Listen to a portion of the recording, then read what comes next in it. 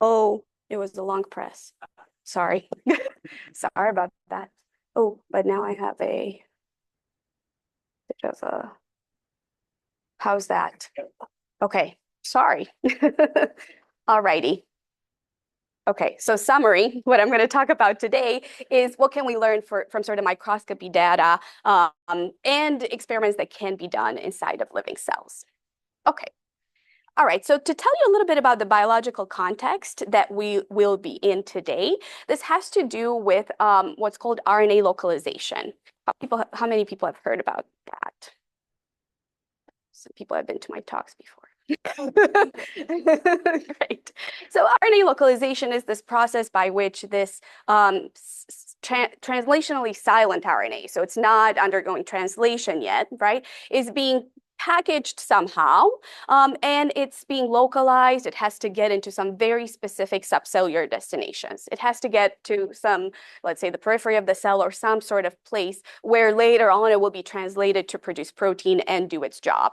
And so it's essentially targeted typically in an asymmetric kind of way inside the cell, which can have a lot of, down the road kind of consequences for the development of the organism. And so that process tends to happen, is very broad. It happens in a lot of biological systems in many different kinds of cells. And so I have some examples here where it happens, in yeast cells, it happens in neuronal cells, in fibroblast cells, and these two over here, the middle one and the one on the top right, they're germline cells. Think of them as egg cells or oocytes that are going to, if they get fertilized, they develop into embryos and so on. And specifically, well, this one is from the Drosophila fruit fly, but the one in the middle that we're going to focus on is from xenopus oocytes, so frog oocytes, which is what our collaborators work on. So we're going to talk about how this RNA localization might happen there and some key issues we're trying to understand about that process. And so this comes from an ongoing collaboration for a lot of years now with a lab at Brown University, the Kim Mowry lab in molecular cell and developmental biology, as well as with Bjorn Sandstede in applied math. And so we're basically thinking about, Mowry lab collects a lot of data and tries to understand transport of RNA in egg cells and oocytes of the frog, which leads to some kind of asymmetry. So here's a very simple cartoon of the oocyte of the frog, where you're basically kind of seeing that it has a certain polarity to it, right? You can kind of imagine one side being the yolk, the other being the not yolk part, but they call it sort of an animal-vegetal axis. It gives that oocyte an axis of polarity that gets later on is important to where different cells in different tissues are going to be. And so that's kind of one of the first things that happens in order to establish that axis of asymmetry is actually RNA localization in this system. And now you're seeing not a cartoon, but an actual image, a live imaging kind of result from their lab. Imagine they're taking basically a cross section of this oocyte, and that's why you're seeing a circle. And so in the middle, you're seeing the dark nucleus of that oocyte. And where you're seeing the bright red is because they fluoresced RNA with a red dye. And actually that came up in a nice conversation yesterday about, how you dye things inside of cells and you make sure that they're doing the right things. So this is an example of them doing that with mRNA. Okay, and then observing where it goes throughout space and time. And it turns out that this process is very tightly regulated in space and time. It always looks kind of like this wedge-shaped. In time, it takes about 24 to 48 hours for all of that RNA to go to the periphery of the oocyte and to basically stay there. So it's very consistent. I mean, maybe it seems to you like it's a large range of 1 to 2 days, but it is very tightly so. Like it doesn't really go outside of that if development of that oocyte is going to happen in a healthy fashion. And so one of the things that had kind of emerged when we joined this project, probably years ago or more, was the fact, well, not quite, but anyway, what had emerged is the fact that behind the scenes of this RNA localization process, some of those players that I showed you in that cartoon video are acting on the RNA. So in other words, there is some transport of this RNA by motor proteins along microtubules. So the blue things in there are microtubules, and they can tell that because they can disrupt the microtubules in certain ways inside the cell, and they see the RNA localization not proceeding normally. They can also disrupt various of the motor proteins, and they can also see very big dysfunctions in the this process. Okay, so that's kind of where we came in. And the kind of data that we were given, on top of any modeling that we were going to do with it, was this experimental data that's called FRAP, and it stands for fluorescence recovery after photobleaching. Those of you who've worked ever with a biophysicist know that they will know what this is. They work with it all the time. But more broadly, FRAP is a fairly versatile technique that can be applied, usually used to understand turnover, binding, and unbinding and diffusion kind of kinetics of proteins inside the cells. Okay, and so this is the type of thing that they were doing as well. I'll introduce a little bit what it does because this will be the main data motivating what we do as well. So imagine that essentially what they're doing, they're taking some, membrane of the oocyte or nearly any cell that FRAP is done in, and they're fluorescing it with like this red. So that's what you're seeing on the left here. And then what they're doing is they're using a high power laser beam and bleaching some portion of that fluorescent membrane. So depending on the geometry of the microscope, it might be a circle like you're seeing there, or it might be a square. It kind of depends. And so that they bleached it, which is why it looks dark, right? But then they're sort of waiting through time. And what's going to happen through time is that there's going to be dynamics, right? Like the fluorescent molecules are going to move inside, maybe diffusion, transport, whatever we believe is happening there. And the bleached molecules are going to move out. And if you wait long enough, things are going to be looking well mixed again. Okay, so this would be kind of the spatial picture. The time kind of picture would look, well, time picture as well, but it gives you an idea of spatially what's happening. In reality, we don't really have access to this data on the top, and that's because these FRAP experiments are very low spatial resolution. They're really prioritizing time resolution and not spatial resolution. So maybe the most we can use, as you'll see later, is sort of the first time frame where we can see things a little better, but afterwards, really all bets are off. I would not advise anyone to try to do inverse problems with this stuff that comes from data because it's a mess, okay? And so instead, what we're actually given is this time series data. And so in particular over here, what you're seeing is the amount of fluorescence in the bleach spot. That's really what FRAP data gives us, is how much of fluorescence is still in the bleach spot. So at time 0, maybe the way I'm showing it to you here would indicate that I would need to have 0 fluorescence at that time. Biology is not perfect. Bleaching is not instantaneous. Various reasons why this is low, but not 0, okay? But it's sort of a low level of fluorescence there at time 0. Later on, some more fluorescent molecules moved in, some of the bleach moved out, so maybe we have a higher level at that time, and so on. So really, we get a time series data set, which is called a FRAP recovery. And this FRAP recovery can look very differently if you have different diffusion coefficients, if you have different binding unbinding rates. Have that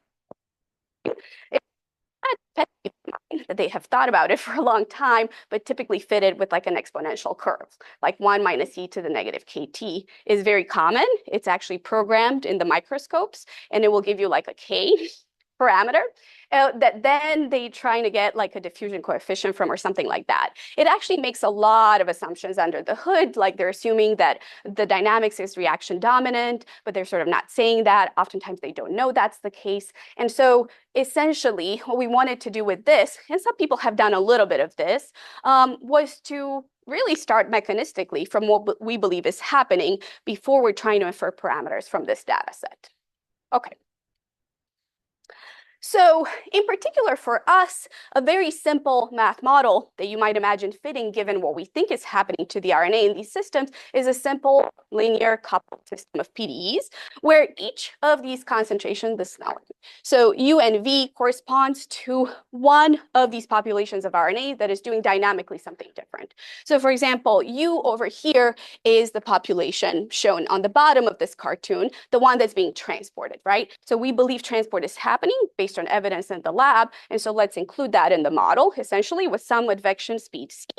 And then let's think about V as a concentration of proteins that's diffusing, right? And then let's couple those because presumably there's detachment and attachment to microtubules, as well as other things happening in the living cell. But let's sort of bundle that up into a binding and unbinding kind of rate, beta 1 and beta 2. Okay, so that would be the simplest sort of minimal model that you might imagine is behind the scene of what's happening in our system given a FRAP experiment. But more particular, yeah. These guys, Okay, so you can sort of imagine that you have a particle that's like attached to a microtubule and it's moving, right, with some speed. So it's basically in this state over here. But with some rate, it will detach from that microtubule. I mean, that can happen for different reasons. It reaches the end of the microtubule, or there's other things like forces that lead to it detaching. But it sort of has this rate beta 1, which is detaching, and we assume it goes into free diffusion, right? And similarly, this particle that's freely diffusing, it will find a microtubule in the cell, it will attach to it and start moving. It's not as simple as really binding on binding. I mean, I'm sort of glossing over the fact that there's have to be motors available. I'm sort of putting all of that into these sort of coarse-grained parameters. Yeah, thank you. Okay, and ultimately what the FRAP data is, given a model like this, is essentially this quantity. So basically taking both the concentration of moving particles and the one of diffusing particles, adding them up and integrating over the bleach spot. Because basically the FRAP data does not distinguish between is something diffusing or transporting. You can't really see that at all. And so really we're thinking there's some fluorescent one moving and some fluorescent one diffusing. We're adding them up, integrating over the bleach spot. That basically integrates the space out. So you're getting a time series curve, just like your FRAP data set is. So that would be kind of like your output of the model that you're trying to fit to the output of the data set. And so you might imagine things that we were interested in is optimizing for parameters of interest to the lab, like what is the speed C, what is the diffusion coefficient D, what are these binding on binding rates, and of course, since it's a parameter estimation, inverse problem, you need to be able to run these PDEs multiple times efficiently. So that's one of the things we've done in the past to give you an idea of the kind of insight that has given. Of course, that was combined with some analysis. We did some analysis at large time of essentially advection reaction diffusion PDEs. We also did some other kinds of simulations that were more spatial, introducing some microtubule structures. But essentially, the kind of insights that they gave were that regulation of this mRNA dynamics inside the cells varies depending on where you are inside the cell. So it's sort of local in some way. And that was not too surprising because essentially they were able to do these FRAP experiments, those bleaches, in sort of these 3 regions of interest, 1, 2, and 3. So sort of closer to the nucleus and then further away down towards the periphery. And those FRAP recovery curves looked different, right? But that's kind of what you start with. They look different, but what does that mean in terms of parameters that you care about or the dynamics you care about? And with this kind of parameter estimation as well as analysis that we did, we sort of suggested, and this was kind of a hypothesis in the lab at the time, that over here in this upper region of the cytoplasm, there's more of a directional down transport, versus when you get closer down, you have more bidirectional transport or more diffusion-driven kind of transport as well. And so this was interesting. There were some other things that I don't think I have time to get into, but we were sort of suggesting that even that is not enough. There's probably missing mechanisms. Essentially, we were suggesting you need to have some sort of anchoring here because nothing's telling the RNA to stay here. Currently, we have nothing. If you run, a PDE in 2 dimensions with parameters from this, it will do decent, but it will not stuck the RNA there. It will keep going back because nothing's stopping it, right? And so essentially, we were suggesting some ways in which a mechanism of anchoring might occur, and that was consistent with what's happening in Drosophila and other systems. Okay. All right, so some caveats that motivate what I'm telling you about today from the biology are that I sort of showed you these RNA molecules kind of moving. They're not doing that. They're basically organized into these biomolecular condensates instead. They're called L bodies or localization bodies in this system. But really, the idea of a biomolecular condensate, if you haven't heard about it, is that it's a structure that doesn't have a membrane inside a cell. And it's a more recently kind of discovered structure in many different types of cells. It's kind of revolutionized a lot of the ways that we understand cell biology. Because this thing doesn't have a membrane, it means that it does have structure, but it also has the flexibility of exchanging proteins sort of at the boundary as it sees fit. Yeah, go ahead. Oh, sure. 2 slides.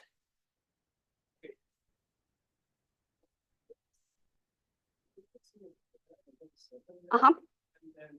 Are you saying that you are able to uniquely fit, like that's unidentifiable? Of course not. No, I'm going to get to that. I mean, we did that and it worked even when we put it into two-dimensional models, which is kind of surprising to me now. And we didn't have a language to describe, or I didn't have a language to describe identifiability at the time. It put big identifiability issues. And I will tell you about that. That's the next caveat slide, actually. So thank you. Oh, I am so sorry. The question had to do with, so thank you. Are there not identifiability issues, basically? So can I really uniquely determine these parameters? And the answer is really no. It worked for us to do some deterministic parameter estimation. We have revisited that since, and you'll see that today. Okay, so basically biomolecular condensates is the way that RNA organizes. And in a biomolecular condensate, it's not just RNA. RNA actually interacts with a bunch of binding proteins, and they have interactions. And that tends to determine a lot of biophysical properties of that condensate. You know, there's phase separation, which I haven't even gotten into that kind of modeling, but I think it's very interesting. But essentially, you can sort of like see it here, right? So you're sort of seeing these clusters of RNA, right? And so their microscopes got better, is really what this is, right? Before it looks like a fuzzy thing, and now it really looks like the clusters that correspond to these condensates that they're being able to study better. And if we're blowing that up, what we're seeing here is maybe this is a cluster, maybe this is another, right? But they're really able to now tag different components of the cluster. And so in this purple thing, you're seeing the RNA. In this green, you're seeing one of these binding proteins. There are multiple. This one seems to be very well co-localized with RNA in these clusters, okay? And so it's enriched in these granules, so maybe we should start thinking about how that happens at all. I mean, I'm also more broadly interested, and I won't really talk about the fact that it seems that they really need to be in these clusters before transport can happen, which to me is kind of crazy because these seems like harder to move, and that's really not understood well, like how the motor proteins interact with these kind of structures. But I'm very interested in maybe contributing to that work. Yeah. Because it's a bigger thing. I mean, this is not a molecule. There's multiple of them. They're interacting with these binding proteins that are sort of on and off, and they're sort of enmeshed in microtubules, but it's sort of hard for me to think about how what the motors would attach to exactly. You know, I mean, one of the RNAs multiple, you have teams of motors, right? It's just a little harder to think how that transport would occur. Does that make sense? Sorry, the question was, why would it be harder to move in these structures? Okay, so the caveat, which you very accurately hinted at, is that even before, when we did this parameter inference, we saw some consistency, you know, in basically the parameters we got within the regions, within multiple FRAP data sets in each region, particularly for speeds and diffusion coefficients. But we actually also saw a bunch of variation, particularly in the kinetic parameters, like the binding and unbinding rates. And we sort of didn't know what to do with it at the time, to be really honest with you. We were able to use them in sort of like a multi-scale kind of model where we put it together with microtubule structures, and somehow it worked. But again, I didn't have the language to say that that was a parameter identifiability issue, that they're not uniquely identifiable as values. And so the way you can sort of imagine that, if this concept is new to you, and by the way, we also had a discussion about this, I think, on Tuesday in a breakout session, and that was interesting to hear that people are thinking about that also in ecology and in neuroscience and in other fields. So it was really cool to hear. But here, the way you might imagine that is we have one of these models I presented. You're putting in one set of parameters, you're putting in a second set of parameters. You get a very similar or indistinguishable kind of fit to your FRAP data. That's sort of the idea, right? And so whatever parameter estimation you do has this big caveat of there might be not only finitely many, but maybe infinitely many, right? Such parameter sets that equally fit your data well. Okay. And so essentially we wanted to go back to this and see what can we say. Maybe there is something we can say. And so our focus this time was on not the RNA itself, we're going back to that, but more on the binding proteins, sort of that I think it was green in the previous sort of cluster that I showed you. So the binding protein is inside these biomolecular condensates. The lab had done FRAP on those inside the cluster. So we collected the same kind of data that we've dealt with before, but now it was inside the cluster, and it was specifically for these binding proteins, and it was pretty nice data. And so in there, we can sort of think about getting rid of one sort of term, the transport one, because these things are presumably only undergoing reaction and diffusion. So they're diffusing, they're attaching to a more stable RNA. So on this time scale, oh, you also asked me about the time scale of the FRAP. I'm really sorry about that. It's like every 5 seconds, I think is when they collected. Sorry about that. It just came back to me right now. And so now we're sort of going to focus only on the reaction diffusion for the same kind of FRAP data set. Sometimes they collected every 2, 5, 10 seconds. It kind of depends. But essentially, what's kind of interesting to me is to try to address this idea of parameter identifiability, but in the context of the simple PDE models, which is not done as much. And so just to give you just a little cartoon of this, right? So we're basically thinking about these biomolecular condensates. The data is basically FRAP data, which now the microscope does a square bleach, because why not? And then basically inside of there, what we think is happening is you have RNA interacting with these binding proteins. But specifically, the FRAP is done on the binding protein in this case. Okay. And so because of that, the model's simple. Simpler than what I showed you before, right? So essentially we have a concentration of free protein, call it F, and a concentration of bound complexes, call it C, as a function of space and time. And we have reaction diffusion for those two. And I will say one of the things that's interesting for this data, and other people have found this as well, is that it is important what your initial condition is for this PDE. Basically, if you're sort of going to assume what I was hinting at before, which is that this is a perfect bleach spot, so maybe you can take just like a piecewise kind of initial condition where it's 0 here and some value outside, that actually is not good. I mean, it will, like you can sort of show, it will give different estimates of things like diffusion coefficient than if you're going to try to actually get this from data.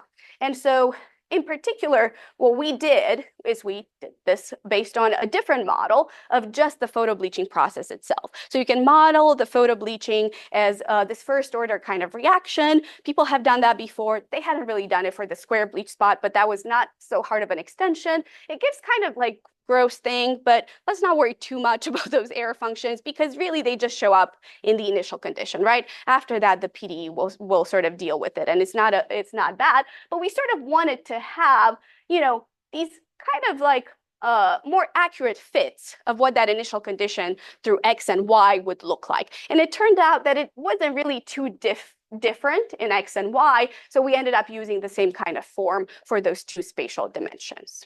Okay.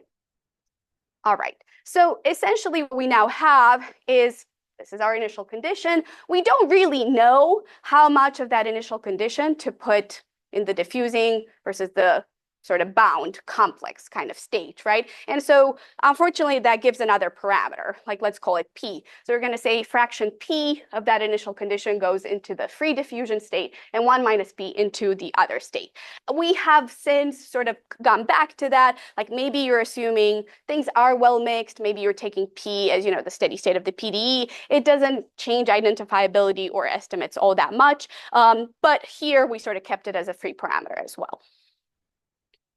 So parameter of interest would now become the diffusion coefficient, binding unbinding rates, and that P, sort of the fraction you're starting with in free diffusion.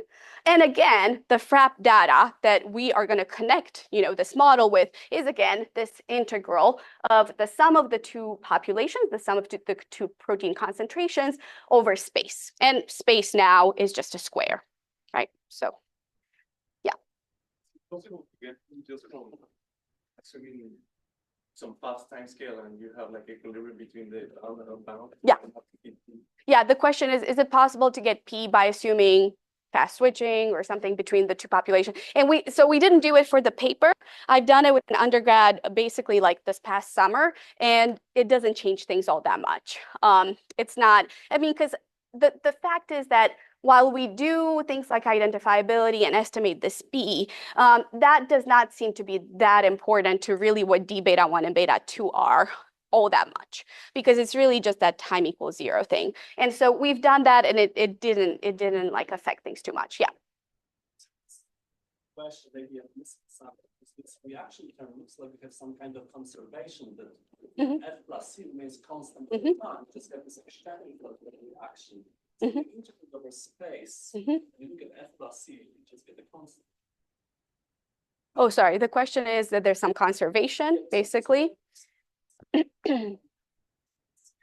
versa over time. But over time, you shouldn't get constant, right?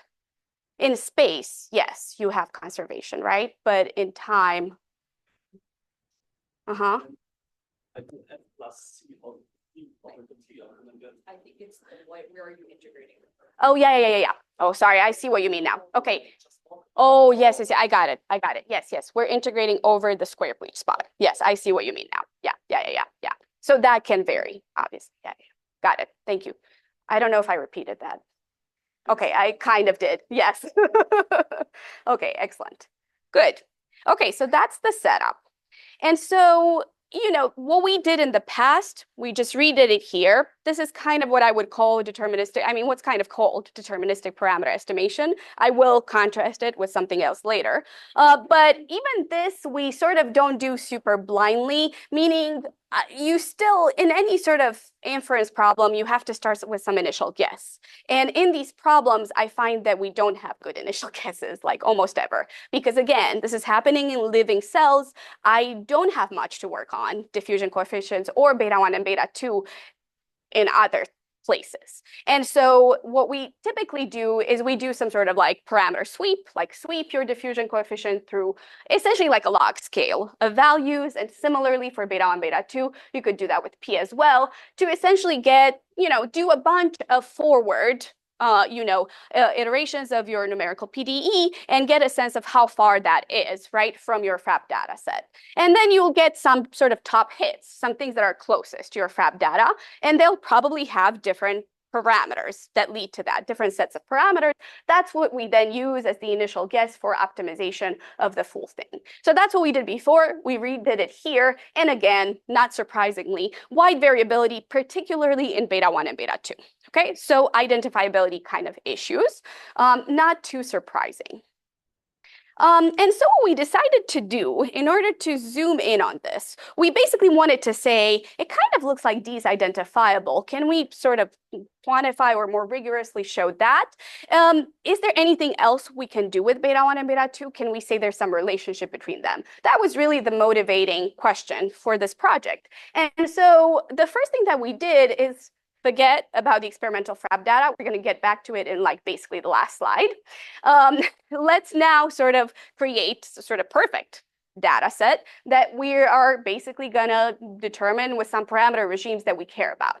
And so the parameter regimes that we cared about look like these simple kind of things with diffusion coefficient of different scales for beta 1, beta 2, and P. And we didn't sort of make these up entirely. What we did to roughly inform these is we did that deterministic parameter estimation on FRAP data sets that came from both wild type, healthy kind of cells, as well as situations where the binding protein had like a mutant version, because these binding proteins have different sort of binding sites at which they can bind to the RNA. And so you can essentially interfere with one or both of those binding sites and create mutants. Okay, and so essentially we did that deterministic parameter estimation to just get some rough parameter regimes to base our synthetic data sets on and to sort of carry out our methodology from there. Okay, so just a little bit about parameter identifiability. So our question is, can we identify particularly D beta 1, beta 2, given this FRAP data, which I will remind you, we're averaging out space, right? When we're thinking about the model output, right? Space is sort of out. We have a FRAP recovery through time. And so there's sort of two ways to think about identifiability. Those of you who know this is, you've heard this a lot, but those of you who don't, there's sort of two frameworks. One is the idea of structural identifiability. This is the thinking that can you even identify parameters based on the model structure alone if you had perfect data, right? no noise, no anything. Does the model structure even allow you to identify parameters? So a very common example here is to think about this line. And the fact that if you're then trying to identify B, M1, and M2, you have no shot of doing that, right? So you could identify the intercept and the slope, which is basically M1 plus M2, but certainly not M1 and M2 independently. Of course, in these nonlinear and also PDE models, this is never going to be obvious, right? But it's an example of how you can think about structural identifiability. Practical identifiability is when now we're, admitting that we don't have perfect data. And so even if we had structural identifiability, we might not have practical identifiability for issues such as noisy data or any other kind of experimental issues. Okay. So these are sort of the two frameworks. And so what I'm going to do in the next few slides, I'm going to show you our initial attempt at our problem, which is a PDE model, with a couple, I think maybe a couple methods from each that have been very well developed for ordinary differential equations. And I was talking to some of you earlier where I know how this goes in ODEs, right? Like I know what the methods are. And so that's what we knew too. So we applied those to sort of see how does that work for the simple reaction diffusion kind of model? And, are there limitations? Can we speak to that? Can we say something about how well that extends to this setting? So when it comes to structural identifiability, very common first thing that you do this method coming basically from statistics, which is compute the Fisher information matrix of that system. And so first what you set up is something called the sensitivity matrix, where you're essentially taking the output of your model, call it Y, and you're taking derivatives of that output of your model with respect to each of your parameters of interest, theta 1 through theta n. Okay, so you're doing dy d theta 1 and so on. And then what you're going to do is you're just going to do X transpose X to get the Fisher information matrix, a symmetric matrix. But the result that you want to use for structural identifiability is that if this matrix is non-singular, then you can infer identifiability of the parameters that you took the derivatives with respect of. Okay, so that's kind of the idea here. I will note that already you can kind of tell that this is a local method because we take derivatives, we evaluate it as some sort of baseline or nominal parameter values. And so what we get here about structural identifiability only holds in that local region of the parameter space, okay? So for us, what this looks like is the fact that we have to take these derivatives of the FRAP data with respect to these parameters. We're assuming a lot of smooth things about these variables that we have in here. So basically when we differentiate, that just goes inside the integral. And ultimately for these FD, which is just dfdd, we can also write the PDE for that with basically a pretty simple chain rule. Okay, so ultimately what you get when you're doing this is you're getting a system which is your original PDEs, your reaction diffusion system, coupled with a bunch of other PDEs for these sensitivity kind of variables, dfdd, df beta 1, df beta 2, and similarly for the complex bound variables. Okay, so you can now have sort of a bigger system that you're solving. And so just to show you what that looks like for these parameter regimes that we used to generate synthetic sort of perfect data, I essentially calculated in this green area of the table the determinant of that Fisher information matrix. So remember, if this matrix is non-singular, I can say that the parameters are identifiable, which is what we want. I don't think I mentioned this, but set 1, 2, and 3 sort of were informed by healthy and mutant situations, binding protein mutants, where set 4 we just kind of made up. Set 4 is basically what's happening there is you have an effective diffusion kind of situation. You have a relatively small diffusion coefficient, and you have relatively fast binding on binding. And so what you expect to do, I mean, there's theory for this that's very clear. You expect to just be able to describe this with an effective diffusion coefficient, something that looks like d times beta 1 over beta 1 plus beta 2. And so since that kind of defines all the dynamic, you really only expect one identifiable parameter combination. And so really what you would expect the determinant of that to certainly be 0, because you're thinking about 3 parameters and you know only one identifiable combination should be there. So this is a clear kind of setting. Like this is clear to me. I don't know if this is clear to you. To me, it was kind of like, I don't know, it's on the order of 10 to the negative 2, right? For these parameter regimes that I care about, right? Plus it's local. It's going to be different in other parameter regimes that I didn't sort of test. And so this to me seemed a little bit limited, right? In the sense that, first of all, it gives you local information. Second of all, you sort of have to decide if something like 10 to the negative 2 is 0, right? And so you can say things are not identifiable. I mean, they were small values, which indicates some issue with identifiability, but it's not nearly as clear as the case that we know theoretically what the case is. Does that make sense? Okay, so that just made me uncomfortable. And so then we sort of thought about a different method that has also been used quite widely for ODEs and systems of ODEs. This is a differential algebra approach, which is not local. So that's one big advantage of this method, that it is a global method. And so I've learned about this from Marissa Eisenberg, who's at University of Michigan. Really, I've learned about identifiability kind of from her too. But this method is more of a generic structural identifiability techniques that converts your system into a system that only takes into account the model output and derivatives of the model output. So only the things that are observable. Because if now you have a system that only depends on observable things and derivatives of the observable thing, you can then infer something about if the parameters in front of all of those things are indeed observable. Okay? And it uses kind of a substitution-based approach, and I'll give you an example to eliminate the unobserved variables. And I will say, I did put this in here because this was kind of the first time I saw someone apply it to a PDE system, right? And this was for epidemic models. So for us, we sort of attempted this. We started sort of simple. And so simple meaning, let's get rid of one spatial dimension. Let's just keep X. And let's think about the model output as not being spatially average. Let's think about just F plus C, right? So let's say we're observing the sum of the diffusing and of the bound concentrations, but not only the integral of that in some local area. Okay, so then we can rewrite our system of PDEs, the reaction diffusion system, in terms of that sum and in terms of the complex bound system. Okay, so we can do that. And we can now sort of essentially use substitution. We might need to take extra derivatives of things to get rid, essentially, we wanted to get rid of C. Because C, which is the concentration of bound complexes of this binding protein, is not observed. But we're sort of saying Z, which is the sum of the two, is. So I'd like everything to have to do with Z in my input-output equation, as they're called, but nothing to do with only C or only F. Does that make sense?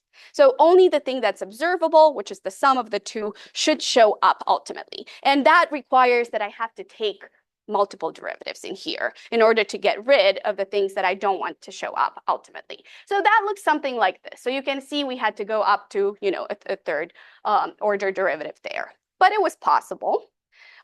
And so that's what's called an input-output equation. And the interesting things here are sort of the parameters in front of all of these variables, all of these derivatives of the variables.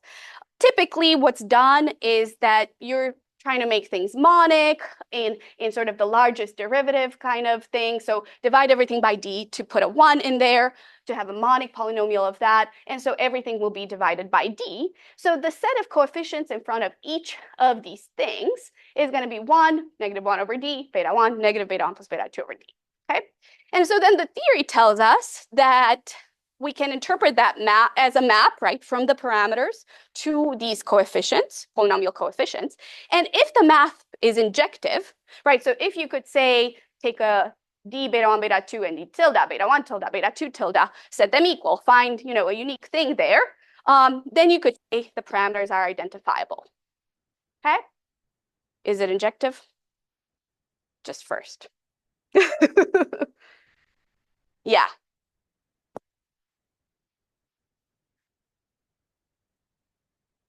Yeah. Yes. Yes, you're taking my punchline away. No, you're good. He's saying all of this discussion is with respect to the sum of F plus C, but not the integral. That will be the issue. Yes. But are people okay with saying this is injective? This is injective. We're good. You could identify all of these parameters, right? Because you could get beta 1 from here uniquely, you could get D from here uniquely, and ultimately then you could get beta 2 here uniquely. Okay, so that would suggest structural identifiability, but only if you are observing the sum of these two populations. And that maybe sounds good, except as you mentioned, that's not really what we have, right? So that's really identifiable if you, first of all, even before we go to the integral, actually, you also have to have access to all these space and time derivatives, because this input-output equation, what it's saying is that we know all these things. We know Z, we can then take derivatives of the data Z to get ZT, ZTX, and all of these things. But remember what I told you about FRAP, it has super low spatial resolution. Take derivatives of that thing, it's a disaster, right? So this is super, super noisy. So that's one of the issues. Because it looks like that, right? So it's very noisy, diffuse images. However, there is separate, work from Alex Browning and Ruth Baker who have shown a similar thing to us, even more broadly, like consider, more general systems of advection, reaction, diffusion. If you are observing the actual populations, you can get structural identifiability in most cases, given some assumptions, right? And so that's consistent. But of course, our output is this time series quantity that is space averaged, right? And so that adds other difficulties, because you can imagine now you could take, the integral over space of that input-output equation, but what it will do is you will now have to have a lot of information at the boundaries, for example, right? And that is incredibly noisy, right? So very low resolution, very noisy. And so again, as we were done with the Fisher information matrix, as we're now done with this differential algebra approach, to us, what this kind of said is that this approach is kind of inconclusive for this problem, where the spatial information is not available. I mean, this is bothering me a little bit, because I know these things are not identifiable. I would like this to very clearly tell me that, but it's sort of not. And so I am thinking about ways in which one could try to modify this in some way and see if it's still approachable in that way. So let me now move to practical identifiability. This is the idea that you now not necessarily have, perfect data, but it's also the idea that maybe you don't just want to have point estimates of your parameters, but you might really think about them as probability distributions. Yeah. You have to go back to slides. Oh, sure. But when you looked at the Fisher information approach, you only kind of looked at determinant. And another thing that people often do is and then wonder if you tried that, because that might just kind of point to certain combinations that are. Yeah, it did some. So the question is, do you only look at the determinant of the Fisher information matrix, but also the eigenvalues? I had them in the table. I didn't really talk about them, but I did look at them. So here they are. So they give you some idea. I mean, this is to me the clearest thing in the case. Oh, the eigenvectors themselves, I don't know which direction. Yeah. They give you some of that idea. What was still not sort of satisfying was it still sort of doesn't give me like the combination of things that maybe is identifiable, right? Like it still doesn't sort of show what that should be. Yeah, I just thought it might be helpful for kind of pulling out a linear combination of parameters. Yeah, the question is if it could lead to a linear combination of the parameters. We haven't really been able to get that. I mean, maybe there's ways to do that. Maybe we can talk after if one could do that. Yeah. Thank you. Thanks for pointing that out. I kind of forgot about the eigenvalues in that slide. Oops. Okay. All right. So in the Bayesian setting, we're now thinking about estimating parameter distributions, right? So most people probably know Bayes' rule here, but it's the idea that, we'd like to figure out the posterior distribution of a parameter that we care about, given a prior distribution and an appropriate likelihood function. And so in particular, we used like some specific numerical method, some Markov chain Monte Carlo, some modification of Metropolis Hastings, basically, to compute this. But ultimately, what you do with this Bayesian inference technique is that you are now estimating distributions of parameters, right? So you're sort of saying that parameter D kind of has this distribution when we fit it to the data. Here's P, beta 1, beta 2. And so this is a little better because it's sort of saying we do seem to have one peak, right, for the diffusion coefficient D, but we seem to have broad or multimodal kind of behavior in the binding and unbinding rates. And that kind of checks out with the kind of variability that we saw particularly in those kinetic rates.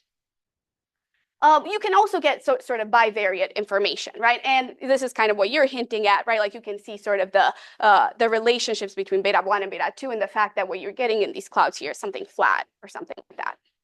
But the issue with Bayesian inference like this is it has a very high computational cost.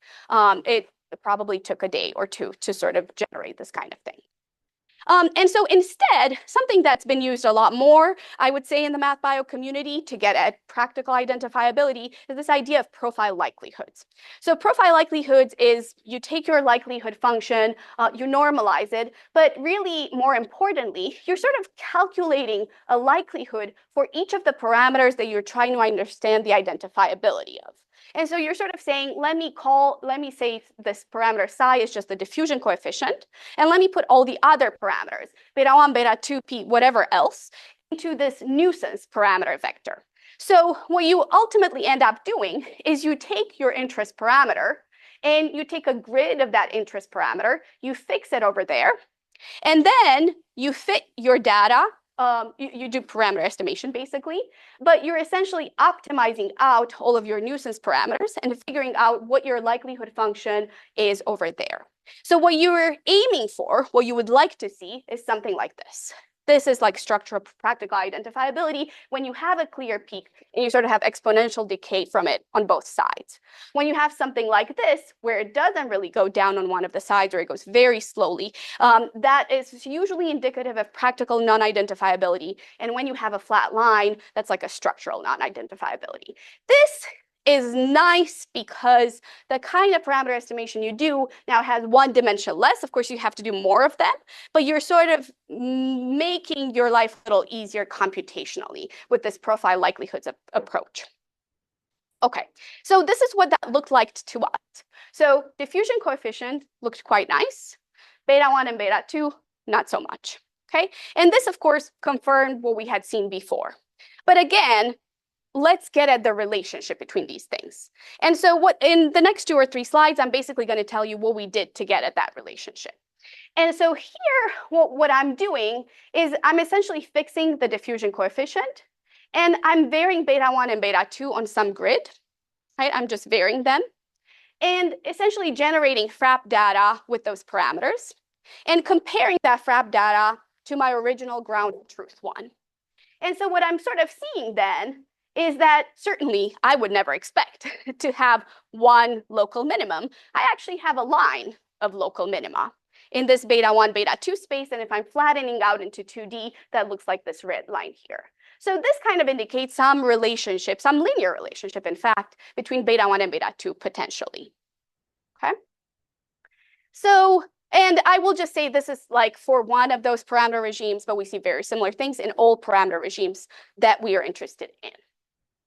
And so basically what we now suggest doing is the following thing. Again, fix your diffusion coefficient because we've established that's identifiable. So let's fix that. Let's worry about beta 1 and beta 2 and figure out their relationship. Yeah. Yeah.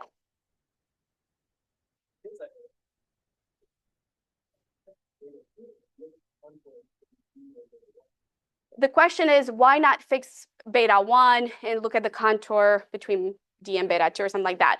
Because I'd like to find the relationship between beta 1 and beta 2. Like maybe I can't learn both of beta 1 and beta 2, but I'd like to learn a relationship between beta 1 and beta 2. Well, in this case, it is.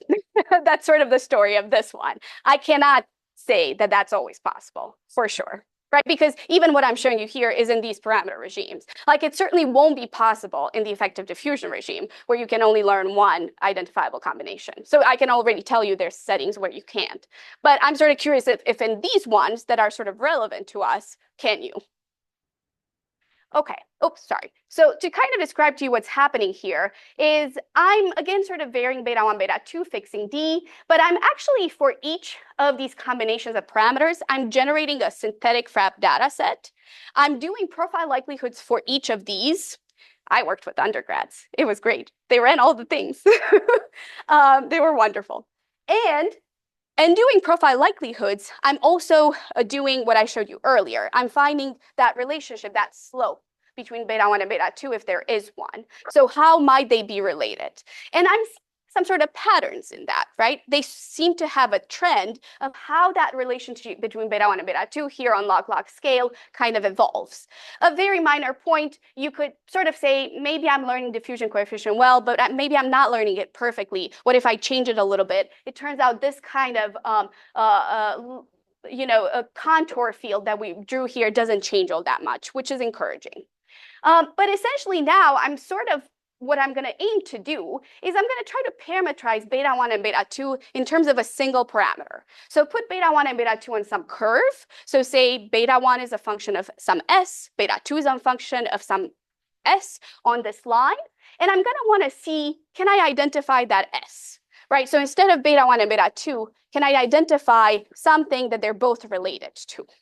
And it doesn't matter so much what that thing is. This is what worked for us then. You could also get this kind of thing numerically, so I don't want to delve on that too much. But it turns out that when you're writing beta 1 and beta 2 in terms of some common, independent variable s, and then you're doing profile likelihoods, you can now still identify diffusion coefficient. You are now also identifying s. So they're both identifiable. In other words, what I'm saying is this red point here, P, was my ground truth, let's say, FRAP data. And what I got out of this whole process is this point, this green point here, Q star, right? That is on this curve. But what this contour field is really telling us is that anything on this green line will work.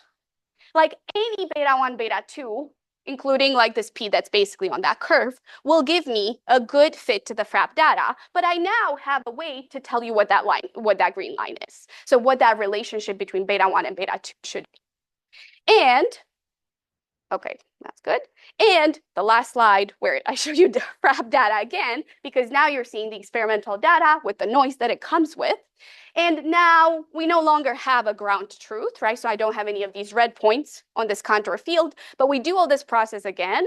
We parameterize everything in terms of some s. We see identifiable diffusion coefficient and s. That's this green point here. That's the line I'm saying defines the relationship between beta 1 and beta 2. And so when I take a point like the green one and a point like the black one, that basically tells me that's beta 1, that's beta 2, that's beta 1, that's beta 2, two different parameter regimes. And I generate FRAP data with both. They look indistinguishable, right? So it works, which is good. And finally, because I'm running out of time, I will say we're thinking right now with an undergrad students from Duke Kunshan, how to extend this to models that also have the advection term, that also have the transport term. And of course, this is all going to be local again. I can already imagine situations where you won't be able to identify the advection speed and things like that, but we're sort of interested in the regimes that we're in with the data we have from these RNA biomolecular condensates. Is there something you can tell about the relationships between these parameters in this FRAP data? Okay, so with that, since I'm quite late, I will stop there and take any questions.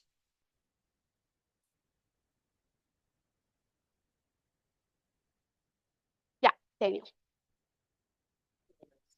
I get that you've done a lot of work for the identifiability and sort of how it went. I was curious though, how sensitive are these parameters now? So if you arrived at something relatively nice, is it that if you tweak it a little bit, everything goes haywire? Yeah, the question is how sensitive the parameters are. So certainly in the case where you had D, beta 1, beta 2, your whole set, they were also sensitive. And that comes out of the Fisher information, like you get that information from the Fisher information matrix as well. Now with the S situation, you're sort of kind of asking, if you sort of go a little bit away, I guess, on this curve. Haven't really done that so much, but it's interesting. Yeah, that's an interesting question. Yeah. Yeah, I was trying to think about, especially in the terms of the workshop, right? Where can noise appear, right? And I'm really, I guess I hadn't quite thought about this, but when you're integrating, right, L over 2 to negative from L, negative L over 2, have you thought about, like, that's so noisy. Like, if you vary the bounds in which you're integrating, could that be a parameter? Like, Yeah.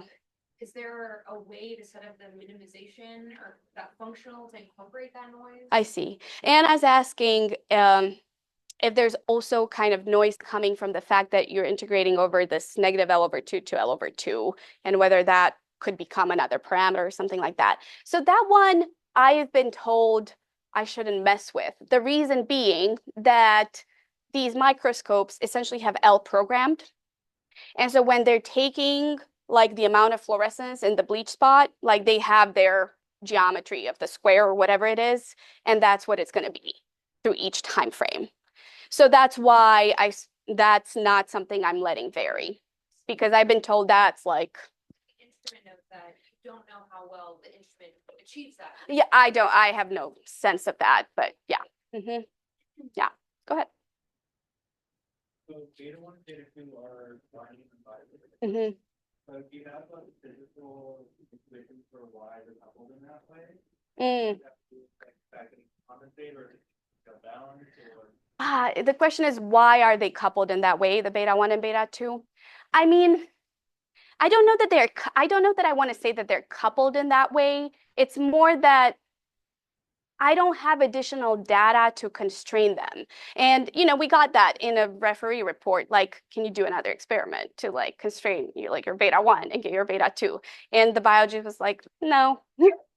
So I guess like there's limitations, like this is kind of what they can do. It's not that I'm saying they have to have that relationship, is that the data we have and the model we believe describes it gives us that relationship.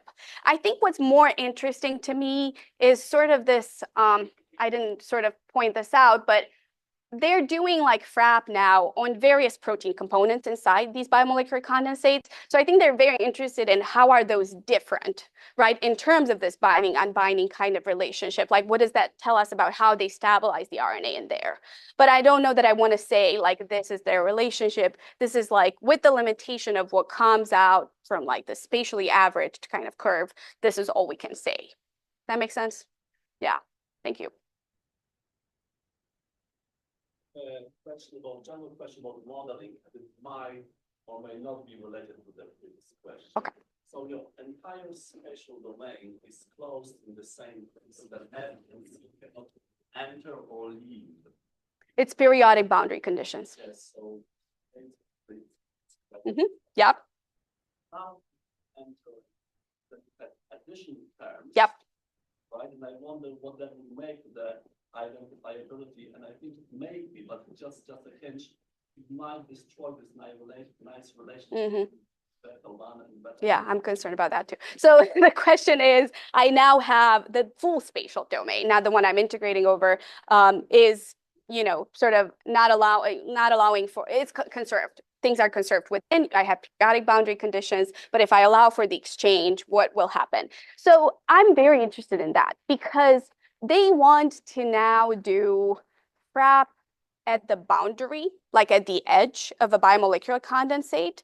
And so I'm sort of curious whether we can now take like the diffusion and the relationship between beta 1 and beta 2, sort of use that there. I will need additional parameters for the rate of exchange or something at the boundary, but maybe I can now constrain that in some way.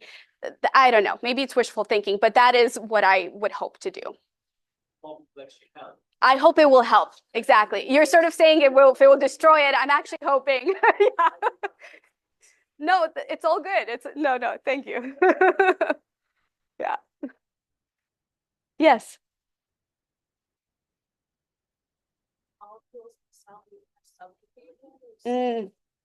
Like Sean. Yeah. Yes. Yes. Yeah. Yeah. So you're asking about maybe it's more, well, so some people study FRAP, but they don't consider like free diffusion. They consider subdiffusion kind of models. Yeah. So I'm very familiar with what they're doing. And that might be the case.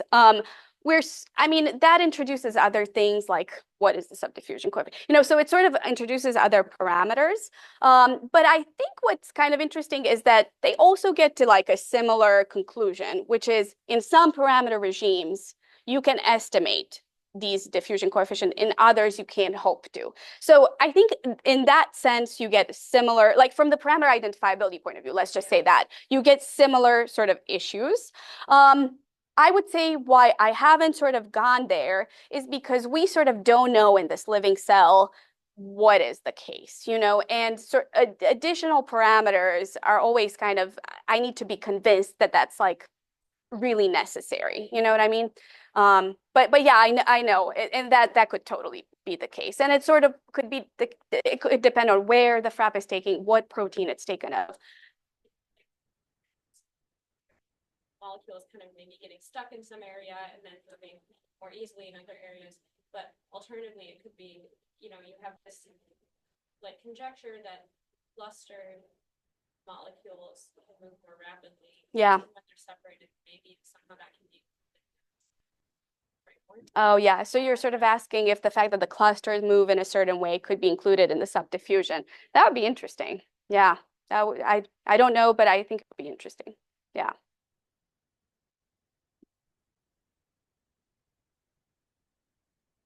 Oh, sorry, I didn't see. Sorry, I'm so sorry. Hmm.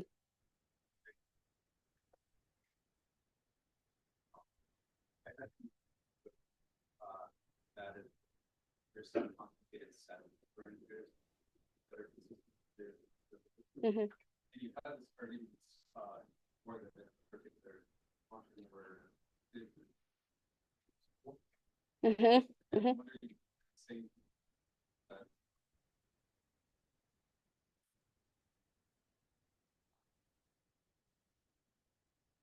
Oh, I'm not sure if I can, how do I summarize what you said? Um, you're sort of saying, I mentioned situations where other things are observable and things are identifiable, but you're saying situations where parameters would be consistent with identifiability, maybe, or okay, I see. What would be the set of models that would, yeah, no, that's a fair question. I mean, certainly this is limited to this model, right? And now we're sort of doing the advection as well, but I haven't thought about, classes of models with the classes of data. I think that would be more of an undertaking, but that's an interesting question of what kind of combination of those would allow identifiability and which don't. Yeah, I get your question. Yeah. Come. That's correct. It comes from frog oocytes. Why frogs? Well, so the oocytes of the frog are actually large. So they're in diameter something like 300 to 500 microns. That's really large for the diameter of a cell. This is like a single cell, but because it's a developing cell, it's rather large. And so they can do some of these experiments like live imaging, photoactivation, and FRAP a little bit more easily. It could also be that's what Kim's background is in. But I think, I mean, Xenopus lab is a pretty common model organism in cell and developmental biology, as well as I'm sure other fields. Yeah. Mm-hmm.